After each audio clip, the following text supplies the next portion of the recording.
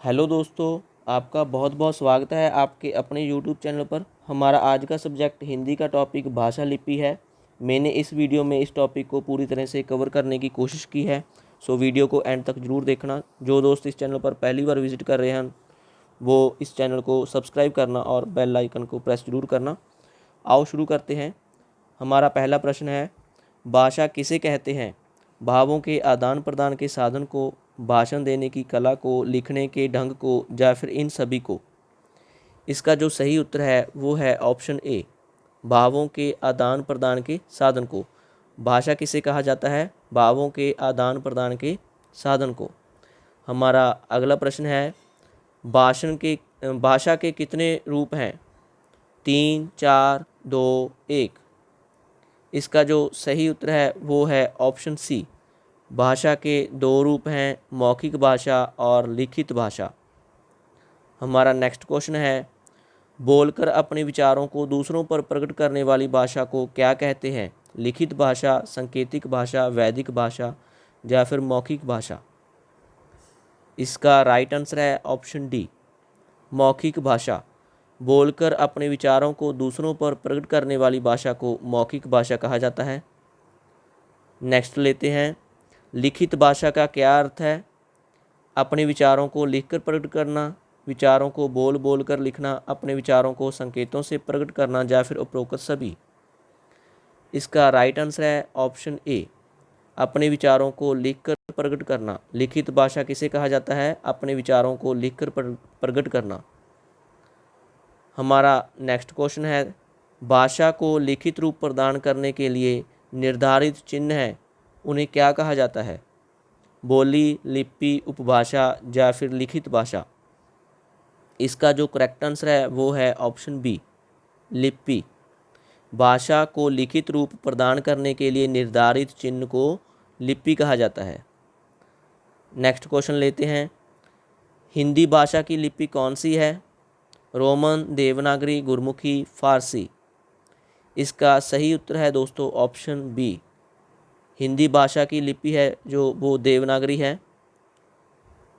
हमारा अगला प्रश्न है, हिंदी भाषा की कितनी उपभाषाएं हैं? वेरी इंपॉर्टेंट क्वेश्चन है। 4, 3, 5, 7?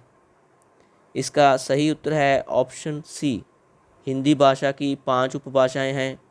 वो कौन सी हैं? पश्चिमी हिंदी, पूर्वी हिंदी, राजस्थानी हिंदी, पहाड़ी हिंदी और बिहारी हिंदी।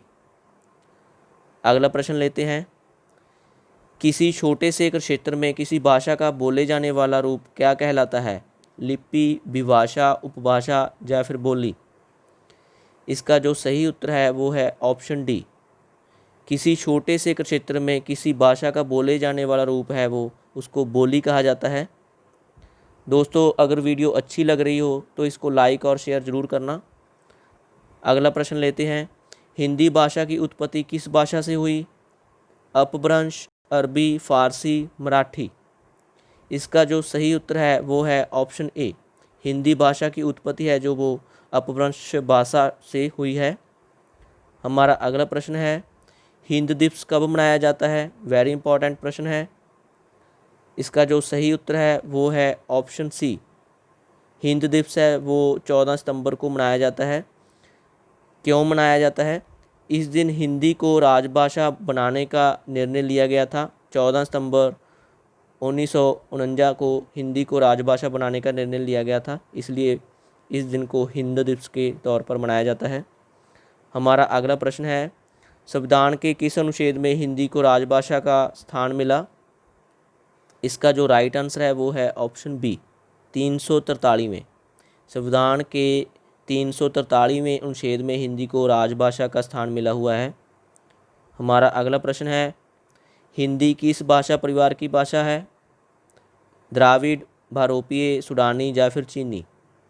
इसका सही उत्तर है ऑप्शन बी, हिंदी है जो वो भारोपीय परिवार की भाषा है। पंजाबी भी भारोपीय परिवार की भाषा है।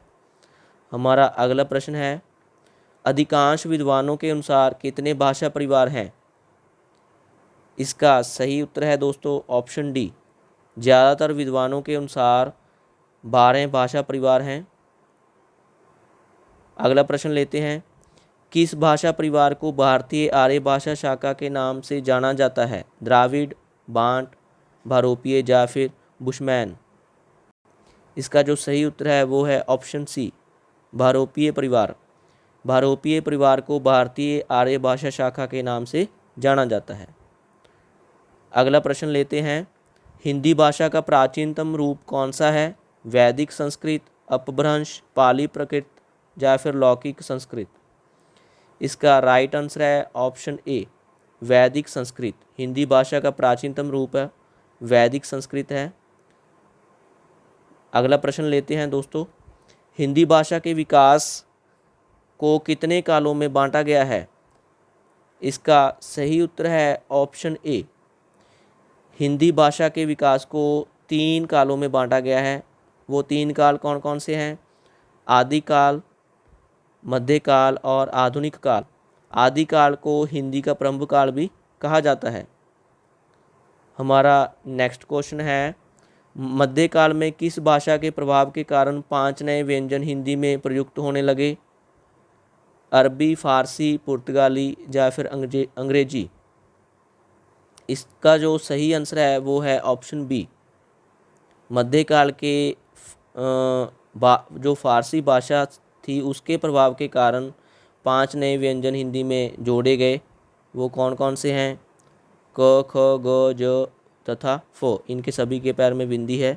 ये जो 5 व्यंजन हैं ये फारसी भाषा के प्रभाव के कारण मध्यकाल में हिंदी में जोड़े गए थे। अगला प्रश्न लेते हैं, पश्चिमी हिंदी उपभाषा की निम्नलिखित में से कौन सी बोली है? खड़ी बोली, ब्रज, बुंदेली या फिर उपरोक्त सभी? इसका सही उत्तर है ऑप्शन डी, उपरोक्त सभी। ये खड़ी बोली, ब्रज और बुंदेली हैं जो ये पश्चिमी हिंदी उपभाषा की बोली हैं। अगला क्वेश्चन लेते हैं, बघेली बोली का संबंध किस भाषा से है? पूर्वी हिंदी, पश्चिमी हिंदी, राजस्थानी हिंदी या फिर पहाड़ी हिंदी? इसका सही उत्तर है ऑप्शन ए, पूर्वी हिंदी। बघेली बोली का संबंध पूर्वी हिंदी से है। अगला प्रश्न लेते हैं, देश की कितने प्रतिशत जनता हिंदी से जुड़ी हुई है? इसका जो राइट आंसर है वो है ऑप्शन सी, 80%। देश की 80% जनता है वो किसी न किसी रूप में हिंदी से जुड़ी हुई है। हमारा जो अगला प्रश्न है वो है, मौखिक भाषा की आधारभूत इकाई क्या है? वर्ण, लिपि, ध्वनि या फिर इनमें से कोई नहीं? इसका जो सही आंसर है दोस्तों वो है ऑप्शन सी, ध्वनि। मौखिक भाषा की आधारभूत इकाई है वो ध्वनि है। हमारा अगला और आखिरी क्वेश्चन है, हिंदी भाषा के अलावा देवनागरी किस भाषा की लिपि है? वेरी इंपॉर्टेंट है। बंगला, मराठी, नेपाली या फिर उपरोक्त सभी?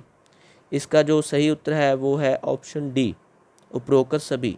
हिंदी भाषा के अलावा देवनागरी लिपि है जो वो इन तीनों भाषा की भी है, जैसे कि बंगला, मराठी और नेपाली। इसके साथ ही दोस्तों वीडियो समाप्त होती है। अगर आपको वीडियो अच्छी लगी इसको लाइक और शेयर ज़रूर करना, कमेंट करके ज़रूर बताना। मेरे चैनल को और वीडियोस देखने के लिए सब्सक्राइब करना। Thank you.